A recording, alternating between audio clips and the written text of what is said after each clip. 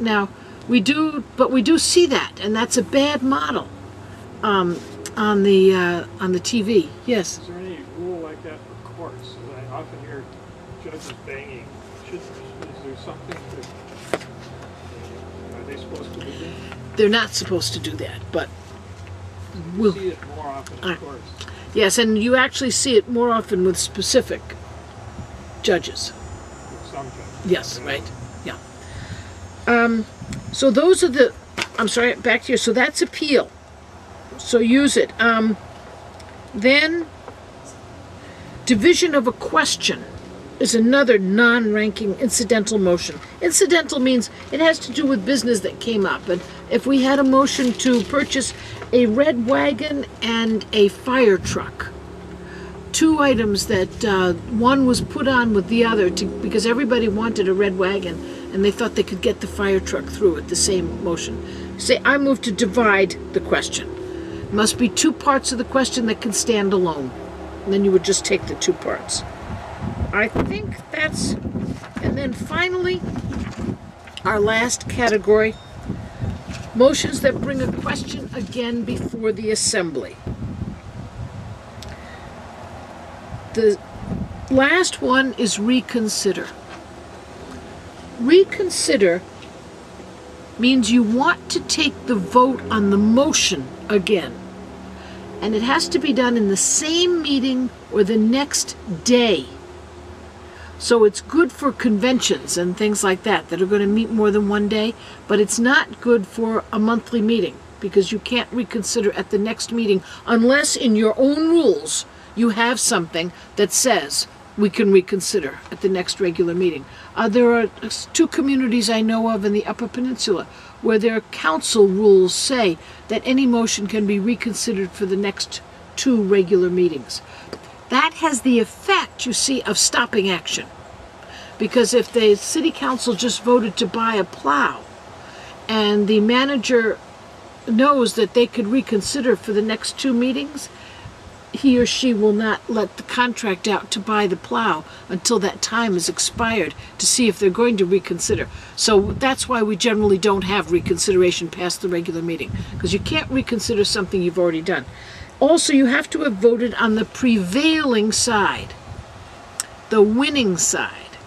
So think back to how you voted on the question of the park benches, I'm sorry, the trees in the park, which failed, the motion failed, and so you had to have voted on the prevailing side, which of course means the winning side, which in this case means the no votes.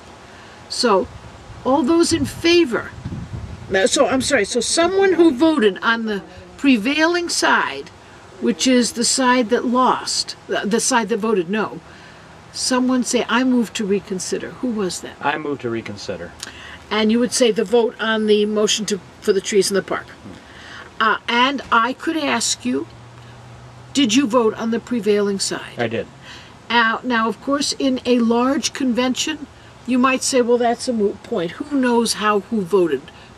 Perfectly all right, because we recognize each other as honest individuals, and I can still ask and he can respond. All right. The motion has been made to reconsider. Is there a second? Now, the second can be anybody, even somebody who wasn't in the room when the vote was taken. So, let's assume I have a second. It's been moved and seconded to reconsider the vote on the motion as amended to line the park with blue spruces and to take 3 bids. Is there any discussion on the motion to reconsider? Now, even though we're talking about whether or not we should take another vote, you see that next to the D there's an asterisk. That means the debate on the motion can go into the motion, the original motion. Because the original motion on the trees in the park was debatable, it means that we can debate it right now. So we'll assume we have lots of conversation about the trees and the park, and Anya has come up with new information on the trees in the park, and that's why she wants to tell us all about it. Now, we have the information. The vote is on whether or not you wish to reconsider.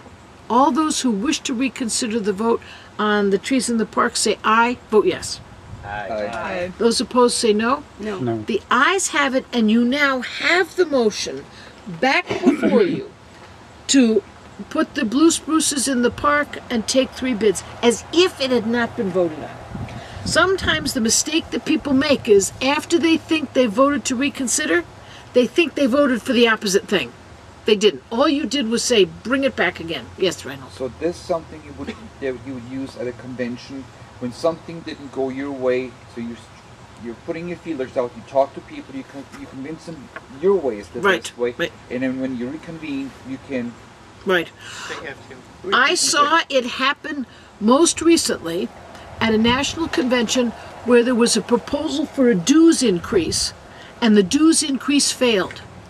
And exactly what you describe happened. Overnight, they went to the different caucuses, the different states, and they said, come on, we need the money, come on.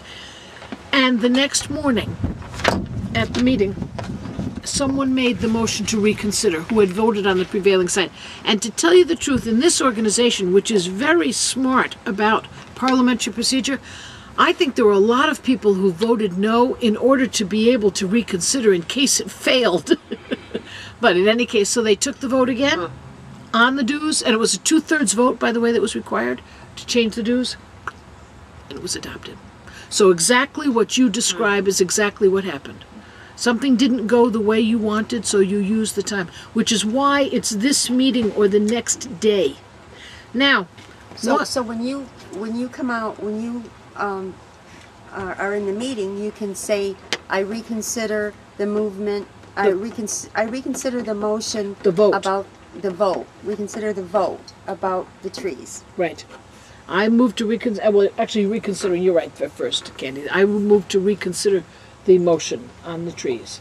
And then after a second, you see, and because if it was a debatable motion, you can go into it, that's when you can now give your reasons. I know it failed because of blah, but I'm now telling you about blah.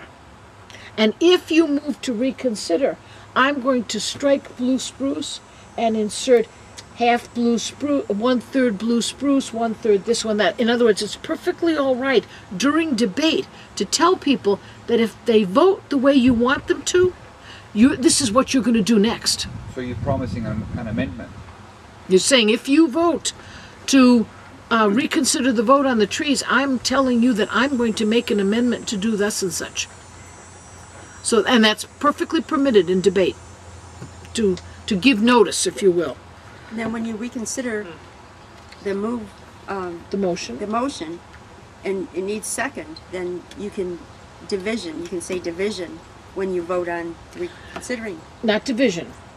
You can only say division when the chair says how the vote went and you don't think the chair called it correctly. Okay. So let's say that we've had all this debate and you've said that if you vote to reconsider, I'm going to make an amendment. We voted to reconsider. Now you would seek recognition by the chair and say, I move to amend by striking blue spruce and inserting 1/3 blue spruce, 1/3, etc.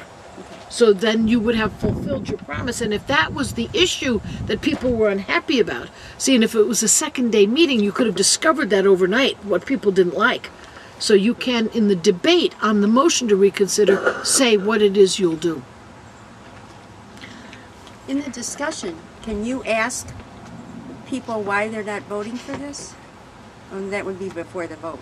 Well, you can say, I don't understand why people are not voting for this, and hope people will respond. But actually, most of the time in debate, people tell you why they're During not. the discussion time. Yeah, they tell you why they So don't during like it. during discussion, when you have been recognized, you cannot deal time to somebody else to.